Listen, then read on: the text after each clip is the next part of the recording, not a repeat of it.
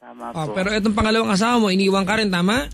Tama Oh, po. bago ka magmahal ulit, kung nasa kanila man yan o panibago na naman, sana, wag naman, tanong mo sarili mo, ba't dalawang babae na nang iwan sa'yo? May mali sa iyo, di ba? Di ba? Mayroong isang bagay na iniiwan ka, di ba? Oh, ang gawin mo bago ka magmahal, bago mo i-commit sarili mo ulit, ang gawin mo, Jericho, hanapin mo muna yung mga bagay na kung saan mahina ka at pwedeng magtulak sa tao magmamahal sa'yo palayo ulit. Bago ka magmahal ulit. Hindi dahil construction worker ka, di ba, hindi mo kayang gawin yan. Of course, kaya mong gawin yan, di ba? Parang hawa mo na, hanapin mo muna, maging mabuti ka muna nila lang. Kung hindi maging mabuting partner, ihanda mo ang sarili mo. Alright? 26 ka pa lang, di ba? Opo. Napakalaki ng potential mo para magkaroon ng masayang pamilya.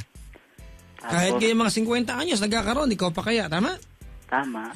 Di ba? Pero tayo, 2012, maging positibo tayo lahat, tama?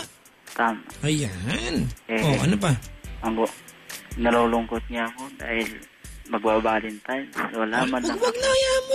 Wag nyo kasing gawing ano yan, mga kaibigan. Wag nyo kasing gawing kakulangan sa buhay na pag Valentine's Day, wala kang karelasyon, malungkot. Wag. Di ba?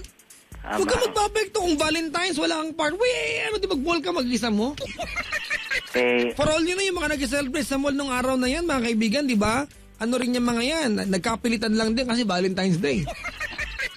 Naintindihan? Tama. Salamat sa pagtawag, ha? Okay?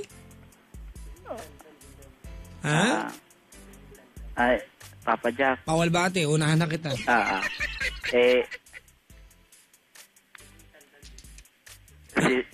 Sino yung alam dyan? Sabi po ng kasamahan ko dito siya din daw. Pass the phone. Bawal pass the phone, kapatid.